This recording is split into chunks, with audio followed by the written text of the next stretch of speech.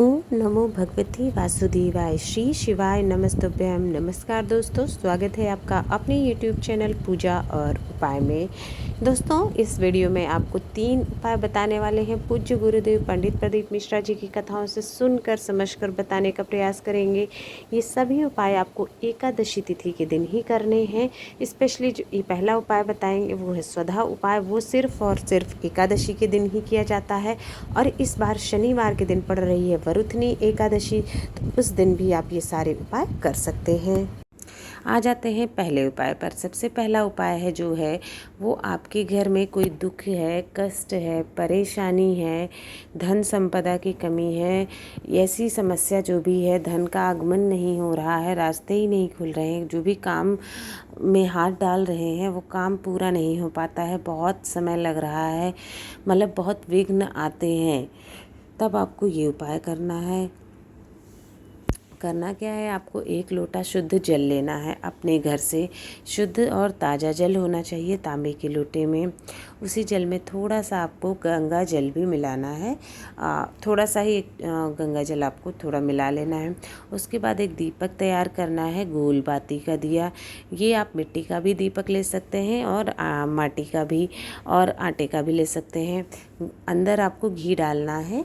इस तरह से आपने एक दीपक तैयार कर लिया है।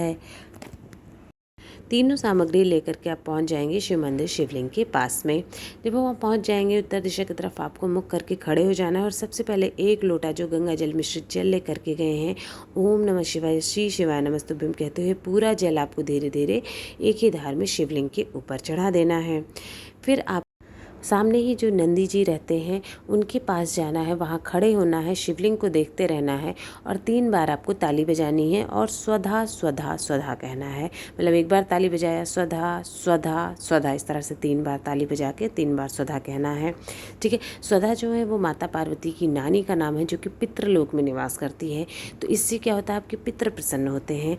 इस दिन एकादशी के दिन जो जल आपने शिवलिंग पे चढ़ाया है, जितना भी जल, वो जल जो शिव जलाधारी से नीचे आके गिरता है, वो सारा का सारा जल आपके पितरों को प्राप्त होता है, जिससे आपके पितृ जो है वो तर्पण हो जाता है, उनका तृप्ति मिलती है और वो दिल खोलकर आपको आशीर्वाद देते हैं, आपकी हर खुशियाँ आपको प्रदान करते हैं।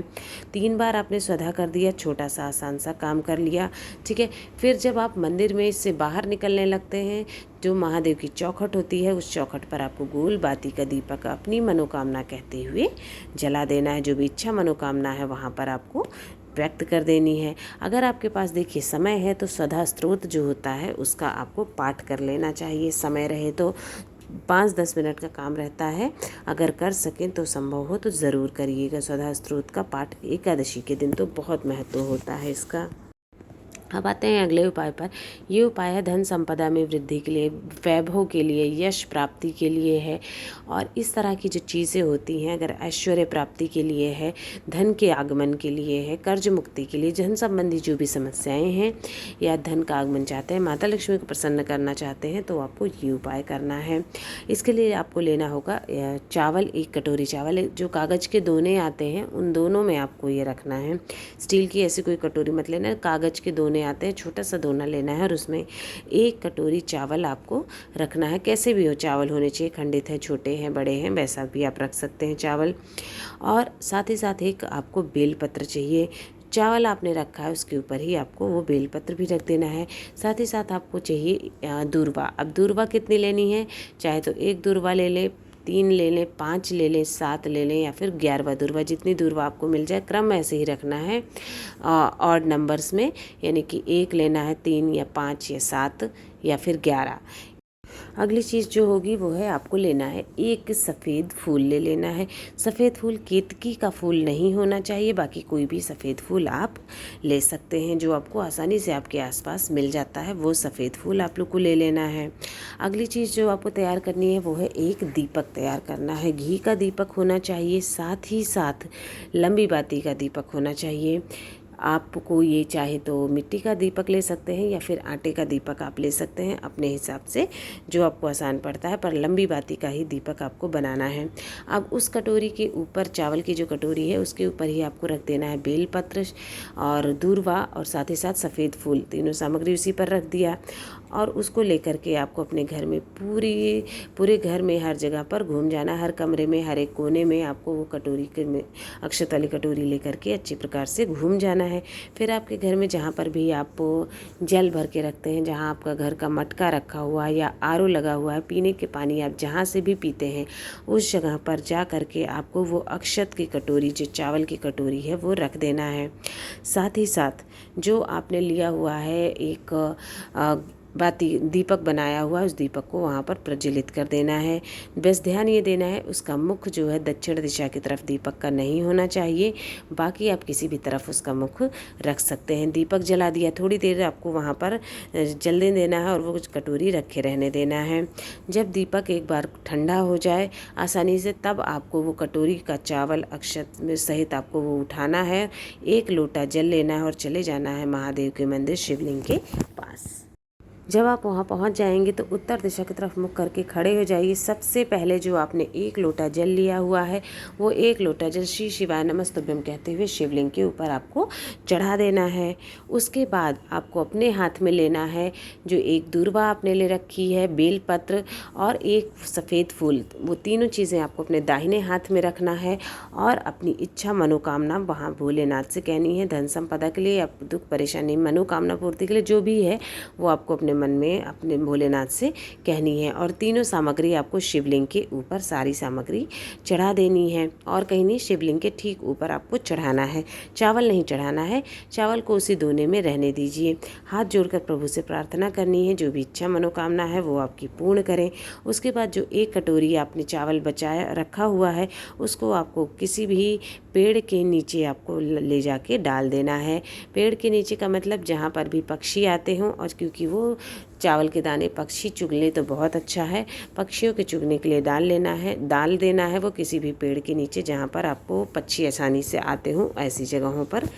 ये छोटा सा उपाय है, हर इच्छा हर मनोकामना धन संबंधी सब समस्या दूर हो जाती है। इस उपाय को अगर आप एकादशी के दिन कर लेते हैं।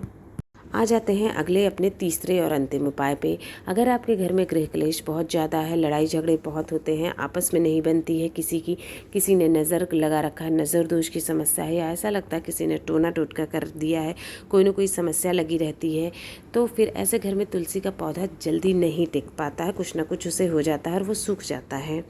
वो करना क्या है, इसके लिए उपाय आपको लेना है 7 कटोरियों में दही लेना है, छोटे छोटे दोने ले लीजिएगा, उसी में आपको 7 जगह पर दही रख लेना है। अब 7 जगह पर आपको दही रख लिया है, फिर ऐसे ही आपको 7 तुलसी के पत्ते चाहिए होंगे। एकादशी के दिन तोड़िएगा मत, पहले से रखे हैं तो आप वो यूज़ कर सकते हैं, या फिर जो नीचे गिरे हुए रहते हैं वो तुलसी के पत्ते आप ले सकते हैं। 7 तुलसी के पत्ते चाहिए, 7 दही के दोनों में एक एक तुलसी का पत्ता आपको रख देना है।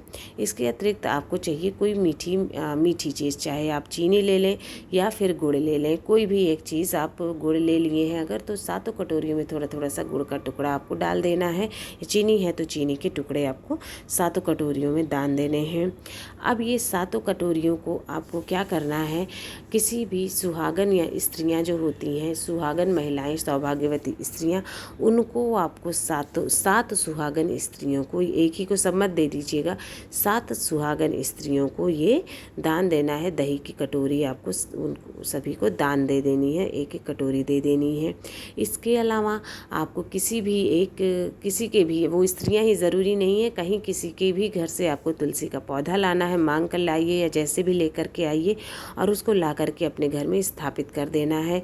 वो तुलसी का पौधा आपका स्थापित हो जाएगा और जल्दी नहीं सूखेगा नहीं, क्योंकि इससे आपके घर की जो नेगेटिव एनर्जी है वो दूर हो गई है।